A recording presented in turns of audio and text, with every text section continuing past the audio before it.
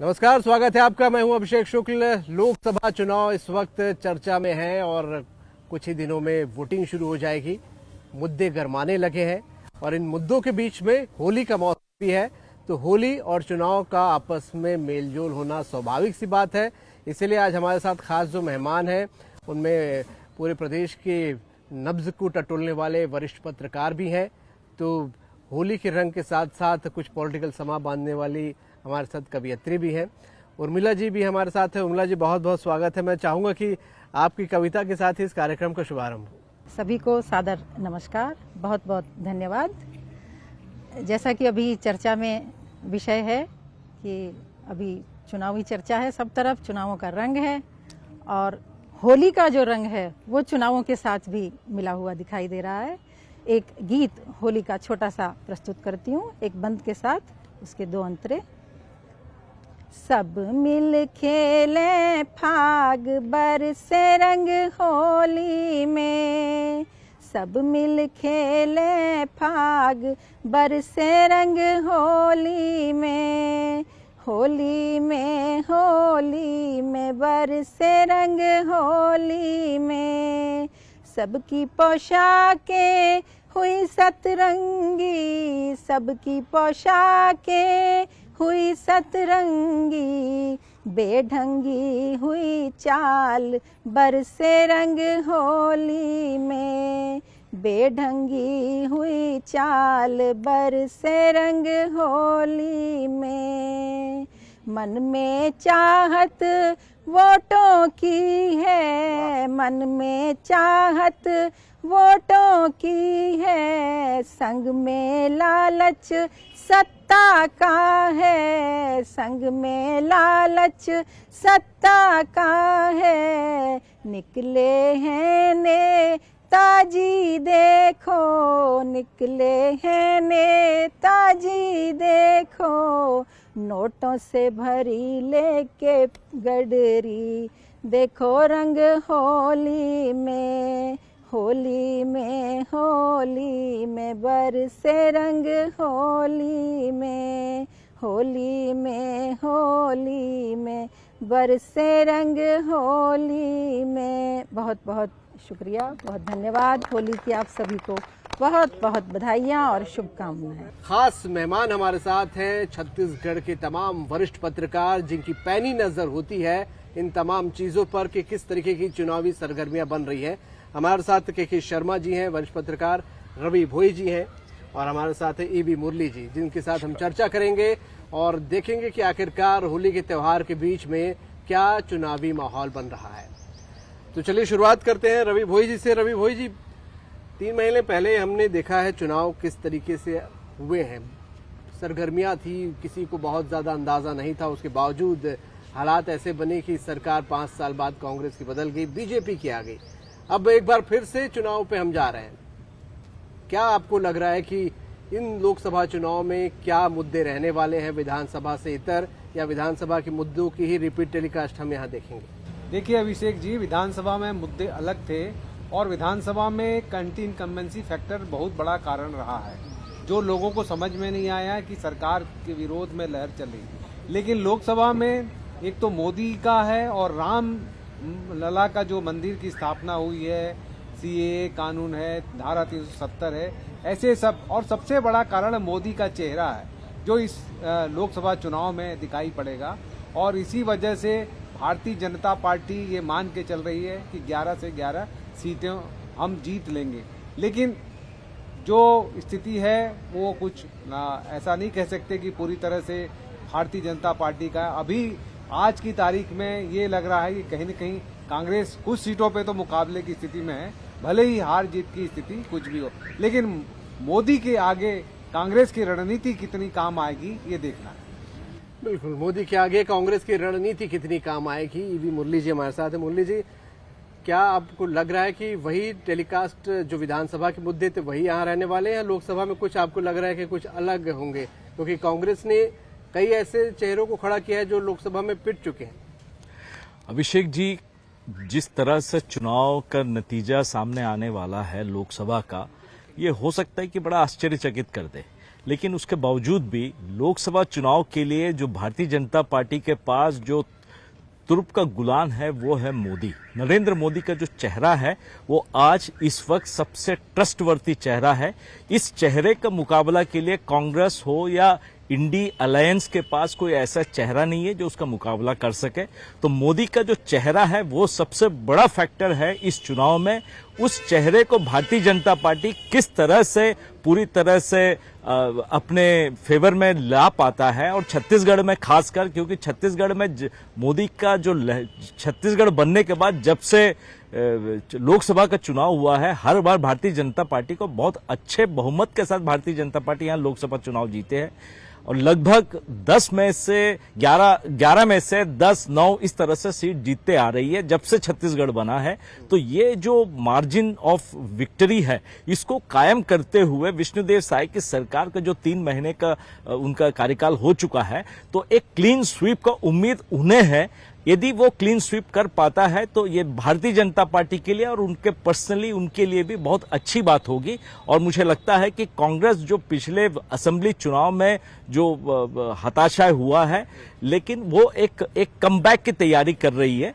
और जिस तरह से चुनाव हारने के बाद भी ताम्रध्वज साहू और 2 और चेहरे वो लाए हैं सामने, उसे ऐसा लगता है कि वो अब बड़े चेहरों को सामने लाकर यहाँ पे एक चेंज लाना चाहता है और अपने विक्ट्री को इंश्योर कराना चाहती है।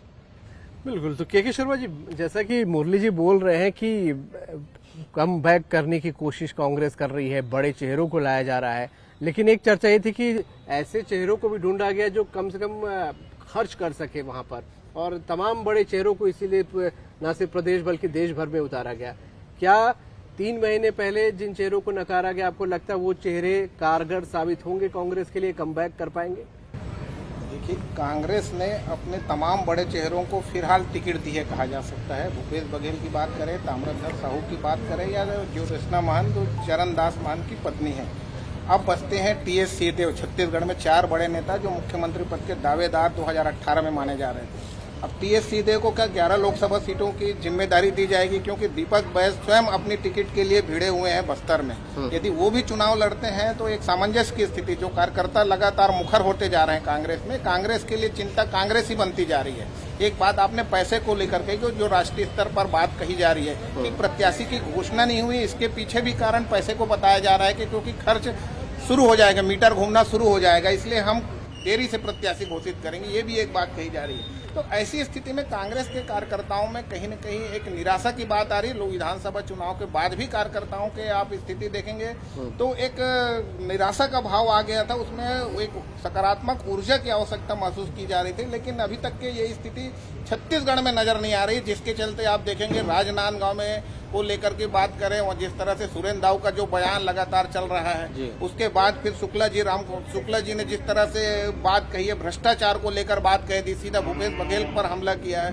तो आप देखिए, होली के मौसम में भी आप देखेंगे तो लगातार केजरीवाल की गिरफ्तारी के बाद एक बात आ रही है कि क्या इस प्रकार से कार्रवाई और हो सकती है। ईडी में एफआईआर या ईओडब्ल्यू में दर्ज हो चुका है भूपेश बघेल के खिलाफ। तो भ्रष्टाचार निश्चित रूप से जनता का विषय है। अब भ्रष्टाचार जनता का विषय है, इसमें जिस तरह से जीरो टॉलरेंस की बात कही जा रही है, विपक्ष के नेता टारगेट पे हैं अभी। तो आने वाले समय में देखना है क्या लोकसभा चुनाव में ये किस ओर जाता है। क्या सहानुभूति के रूप में भी आ सकता है कि जिनके खिलाफ ईडी की कार्रवाई हो रही है, केजरीवाल की गिरफ्तारी की बात हो, या भूपेश बघेल के खिलाफ जो एफआईआर दर्ज हुई, ये तमाम प्रकार के विषय हैं। लेकिन कांग्रेस को खुद को मजबूती, मैं बार बार कहता हूँ कि छत्तीसगढ़ में कांग्रेस जो है अन्य राज्यों की तुलना में बेहतर स्थिति में है। 35 विधायक हैं, 43% और पिछले विधानसभा चुनाव में मिला है मात्र 3% की गिरावट है। पिछले लोकसभा चुनाव में देखेंगे तो भाजपा 50% से ज्यादा थी, तो 40% से ज्यादा कांग्रेस का वोटिंग परसेंट था। तो छत्तीसगढ़ में कांग्रेस स्थिति कमजोर नहीं है, लेकिन उसको सीटों में कितना तब्दील कर पाते हैं। जैसे मुरली जी अभी कह रहे थे कि अभी तक एक सीट जीत, राज्य निर्माण के बाद महासमुंद से अजीत जोगी की बात कर लें, दुर्ग से ताम्रध्वज साहू की बात कर ले, और चरणदास महंत एक सीट ही जीत पाए हैं। और पहली बार ऐसा रहा 2019 में कि 2 सीट इनको मिली है। क्या इनको आगे बढ़ा पाते हैं? और जो भाजपा ने पहले प्रत्याशी घोषित किया है उसका लाभ लेते हुए किस तरह से प्रत्याशी कांग्रेस घोषित कर। रवि भाई जी, भूपेश बघेल लगातार निशाने पर आ रहे हैं। क्या पूर्व मुख्यमंत्री थे, 5 साल दारोमदार उन पर था, हार के बाद ये भाजपा तो निशाना साध ही रही है, और जो जैसा कि बात हो रही है कि लेटर बम या और भी बाकी लोग उन पर निशाना साध रहे हैं, भूपेश बघेल क्यों निशाने पर आ रहे हैं, सबके अंदर हो या बाहर? देखिए अभिषेक जी, 5 साल में भूपेश बघेल अकेले चलते रहे हैं और जब एक समन्वय की बात आती रही है तो वो अपनी चलाते रहे, चाहे संगठन में हो, सरकार में हो। संगठन में भी उन्होंने अपने आदमी को रखा और चलाया, और जब विवाद की स्थिति हुई मरकाम को लेकर तब भी उन्होंने कहा। तो कहीं न कहीं ये रहा कि 5 साल की सत्ता में ये कहा जाता रहा कि सारे फैसले सीएम हाउस से होते रहे और कार्यकर्ताओं से वो दूरी बना के रखें। यही वजह रही कि कुछ अधिकारियों के चलते या कुछ अपने लोगों के चलते वो सारे फैसले लिए। इसलिए कहीं न कहीं कार्यकर्ता नाराज रहे, उससे कटे रहे, अपनी बात नहीं रख पा रहे। और जब सरकार से उतर गए या सत्ता से बाहर हो गई कांग्रेस, तो निश्चित तौर से इस सब के लिए कांग्रेस के लोग जिम्मेदार भूपेश बघेल को मानते थे। और ये देखिए, सार्वजनिक मंच में ये बात हो रही है कि आपने लोगों से नहीं मिले। एक मुख्यमंत्री के खिलाफ इस तरह की बात सामान्य तौर से नहीं आती। लोग उनको टिकट नहीं देने की बात कर रहे हैं, राजनांदगांव से प्रत्याशी बदलने की मांग कर रहे हैं। तो निश्चित तौर से भूपेश बघेल की जो 5 साल में कार्यप्रणाली रही, नीतियां रही, उसके कारण वो निशाने पे आ रहे हैं। दूसरी तरफ सरकार के निशाने में भी हैं, उनके खिलाफ FIR दर्ज। तो वो दोनों तरफ से उन पे आक्रमण हो रहा है, कांग्रेस के भीतर से भी और बाहर से। और ये उनकी नीतियों के कारण, उनकी कार्यशैली के कारण ऐसा हो रहा है। यदि सबको साथ लेके चलते तो आज ये स्थिति उनको देखना नहीं पड़ती। मुरली जी, स्लीपर सेल की बात भूपेश बघेल ने कही, तो ये स्लीपर सेल क्या पार्टी के अंदर भी इशारा उनकी ओर है? क्योंकि खींचतान कई बड़े नेताओं के साथ उनकी बहुत चर्चा में रहती है। तो ये मार ना सिर्फ भाजपा की तरफ से बल्कि अंदरूनी मार भी पड़ रही है, ऐसा भी मान रहे हैं? भूपेश बघेल का ये जो कथन है, ये मुझे लगता है कि पूर्णतः बाहरी लोगों के लिए नहीं है, भारतीय जनता पार्टी के लोगों के लिए नहीं है वो, बल्कि उनके जो पार्टी के अंदर जो लोग हैं, जो उनको निशाना बना रहा है, उनकी ओर भी इशारा कर रहा है। भूपेश बघेल, अगर आप देखेंगे 2018 के पहले का जो भूपेश बघेल है, वो एकमात्र ऐसे नेता थे जो कहा जाता है कि जो भारतीय जनता पार्टी के साथ टक्कर लिया था, जिस वजह से कांग्रेस, वो उनके और सिंहदेव के जो कॉम्बिनेशन था, उसके चलते कांग्रेस उस समय असेंबली इलेक्शन जीतकर सत्ता पे आई थी। लेकिन सत्ता पे आने के बाद जिस तरह से उनसे उम्मीद थी सबको लेकर चलने का और जिस तरह से सरकार को आगे बढ़ाने का, तो उस तरह का कोई किसी तरह का काम शायद नहीं हो पाया। वो शायद विफल रहे पूरे कांग्रेस के नेता और कार्यकर्ताओं को एक साथ लेकर चलने में। और एक कोटरी जो है, वो कोटरी पूरा शासन पर प्रभावित करने लगा, जिस वजह से भूपेश को इस वक्त जिस तरह से भी मार खानी पड़ रही है, वो यही कारण है। लेकिन भूपेश वैसे नेता बहुत दमदार है, कांग्रेस का एकमात्र ऐसा नेता है जो दमदारी के साथ भारतीय जनता पार्टी के 2018 में उनके खिलाफत किया है। मुझे लगता है कि आने वाले 5 साल के सरकार के बाद जिस तरह से वो घिर गया है, उससे लगता है कि उनकी जो कोटरी का जो प्रेम था और जो लोगों को जो उन्होंने दूर किया, उसका परिणाम शायद उनको भुगतना पड़ रहा है अभी। भोई जी, क्या ये माना जाए कि भूपेश बघेल को पहले उनकी इच्छा नहीं थी चुनाव लड़वाने की, फिर चुनाव लड़वाया गया, अब चुनाव लड़ रहे हैं तो पार्टी के अंदर से अटैक किया जा रहा है? क्या उनको प्रदेश में घेरने की कोशिश है कांग्रेस के नेताओं द्वारा? देखिए अभिषेक जी, पहले तो भूपेश बघेल का नाम चला रायपुर से चुनाव लड़ने की बात, क्योंकि एक बार वो लोकसभा चुनाव रायपुर से लड़ भी चुके हैं। हालांकि उन्होंने अनिच्छा भी जता दी, कही थी, उन्होंने कहा था, उन्होंने शर्त रखी थी कि मैं मुख्यमंत्री हूं तो मुझे 11 सीटों पे मेरा इस्तेमाल किया जाए, जिसका फायदा पार्टी को मिलेगा। लेकिन लोगों ने कहा कि आप मुख्यमंत्री रहे हैं और आप चुनाव लड़ें। तो दूसरी बात, कांग्रेस के पास बड़ी समस्या है कि फंड की समस्या। तो इसलिए आप देखेंगे जिनके पास फंड था, जो चाहे शिव डेहरिया हो, चाहे ताम्रध्वज साहू हो, चाहे जोशना महंत हो, या फिर और दूसरे नेता, और बात भी चल रही है कि अमरजीत भगत को भी लड़ाया जाए। तो इस तरह जो चीजें आ रही हैं सामने कि जिनके पास फंड है, तो इसलिए भूपेश बघेल को इसलिए भी लड़ाया गया कि 5 साल मुख्यमंत्री रहे और धन उनके पास है तो व्यय करेंगे। और आज सबसे ज्यादा चुनाव में ये फंड की ज्यादा जरूरत हो और भारतीय जनता पार्टी से मुकाबले के लिए फंड ज्यादा जरूरी है, इसलिए भूपेश बघेल को ये कहा गया चुनाव लड़े। तो भूपेश बघेल ने अपनी पसंद की सीट राजनांदगांव को चुना। उनको लग रहा राजनांदगांव सेफ सीट है, इसलिए अनिच्छा के बावजूद उन्होंने हाईकमान का आदेश हुआ, इसलिए चुनाव लड़े और राजनांदगांव को चुना। तो हम शर्मा जी फिर से माने कि भूपेश बघेल के पिछले 5 साल के कार्यकाल और प्रधानमंत्री मोदी का चेहरे के या उनका कार्यकाल, ये आमने सामने है चुनावी मुद्दे के तौर पे? देखिए, विधानसभा और लोकसभा चुनाव के मुद्दे अलग होते हैं। ये छत्तीसगढ़ की जनता ने अपनी जागरूकता का परिचय दे चुका है कि 2018 में आप देखेंगे ये 70-71 सीट आने के बाद जो है 2019 में भाजपा 9-2 की स्थिति आ जाती है लोकसभा चुनाव में। जी। उसी तरह से विधानसभा चुनाव में अभी देखेंगे, जैसे ही मुद्दे की बात आती है, मोदी की गारंटी की बात आती है, घोषणा पत्र के पहले तक सभी कह रहे थे कि कांग्रेस के वापसी होने वाली है, हम यही चर्चा किए थे। लेकिन बाद में घोषणा पत्र जैसे ही मोदी की गारंटी आती है, किसानों के लिए, आदिवासियों के लिए, महिलाओं के लिए तमाम प्रकार की योजनाएं जिस तरह डायरेक्ट बेनिफिट को लेके आते हैं, उसका लाभ भाजपा को मिलता है। और आज 54 विधायकों के साथ भाजपा यहाँ सत्ता में है। अभी जो स्थिति बन रही है कि इसी को डायरेक्ट बेनिफिट को कांग्रेस एक आधार बना रही कहा जा सकता है। जिस तरह से वो गारंटी महिलाओं को 1 लाख रुपए देने की बात कहें, या युवाओं को 50% महिलाओं को रोजगार देने की बात करें, 30 लाख नौकरियों की बात करें, तमाम जो मतलब महंगाई, बेरोजगारी, भ्रष्टाचार, ये प्रमुख विषय है। इसको लेकर के भाजपा की ओर से घोषणा पत्र आया नहीं। लेकिन मुझे लगता है कि कांग्रेस में जिस तरह नेतृत्व की कमी दिख रही है नरेंद्र मोदी के सामने, उसके लिए उनके पास मुद्दे एक महत्वपूर्ण है। और मुद्दों के आधार पर यदि जनता के बीच जाते हैं तो कहीं न कहीं इंडिया गठबंधन को लाभ मिल सकता है। छत्तीसगढ़ की जनता मुद्दों के आधार पर मतदान कर रही है, चेहरे के बजाय, ये स्पष्ट हो चुका है। जी ठीक है, मुद्दों के आधार पे जनता वोट करेगी यहाँ पर। मुरली जी, क्या अभी 3 महीने की हालांकि सरकार है और मोदी की गारंटी को लेके ये आगे बढ़ रहे हैं, ये मोदी की गारंटी जो विधानसभा में भी काफी उठा था, और मोदी की गारंटी शायद मुझे लगता है छत्तीसगढ़ में पहली बार इस शब्द का इस्तेमाल हुआ, जो कि अब देश भर में इस्तेमाल हो रहा है। तो मोदी की गारंटी राज्य सरकार की परफॉर्मेंस पर भी कुछ वोटिंग होगी, या लोकसभा बिल्कुल अलग ही मुद्दे पे होगा? अभिषेक जी, सबसे बड़ी बात है मोदी की गारंटी जो पिछले असेंबली चुनाव में, विधानसभा चुनाव में जो उभर कर आया था, आप देखेंगे उसका प्रभाव इतना बड़ा है कि कांग्रेस भी अब गारंटी की बात कर रही है। 5 न्याय और 25 गारंटी, ये उनका मैनिफेस्टो की जो अभी उजागर करने वाला है, उसमें इनका एक गारंटी की भी बात वो कर रही है। तो इसका मतलब यह है कि जो गारंटी है, इस लोकसभा चुनाव में गारंटी का ही प्रभाव होगा, सारे रिफ्लेक्शन गारंटी पर होगा। तो किसकी गारंटी, कौन ट्रस्टवर्दी है, मोदी या कांग्रेस, ये आने वाले इस चुनाव में हमको देखने को मिलेगा। और रही बात विष्णुदेव साय सरकार का 3 महीने का कार्यकाल बड़ा कम समय होता है किसी सरकार को आंकलन करने का।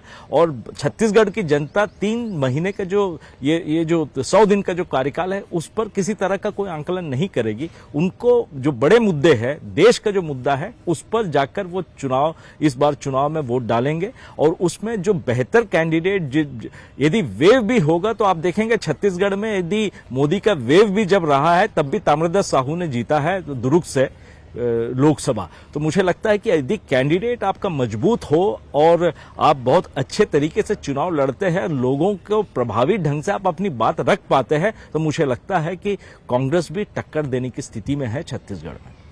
बिल्कुल, कांग्रेस भी टक्कर देने की स्थिति में है। हालांकि जब यहाँ पर चुनाव हुए थे विधानसभा के, तो बीजेपी क्लीन स्वीप का दावा कर रही थी। आज भी क्लीन स्वीप का दावा बीजेपी का यहाँ पर है। रवि भोई जी, अगर मैं मुद्दों की बात करूं, आपको क्या लगता है ऐसे 4-5 कौन से मुद्दे होंगे जो इस लोकसभा चुनाव में रहने वाले हैं? क्या मोदी का चेहरा या भूपेश बघेल का पिछले कामकाज का चेहरा रहेगा, या वाकई और किसी मुद्दों पर चर्चा होगी? व्यवहारिक तौर पे जनता किसी मुद्दे पर वोटिंग करेगी, या सिर्फ चेहरा ही उसके लिए बहुत अहम होगा? देखिए अभिषेक जी, सबसे बड़ा मुद्दा तो नरेंद्र मोदी का चेहरा ही रहेगा। उसके अलावा राम मंदिर का मुद्दा रहेगा, जो नागरिकता संशोधन कानून है वो भी एक मुद्दा रहेगा।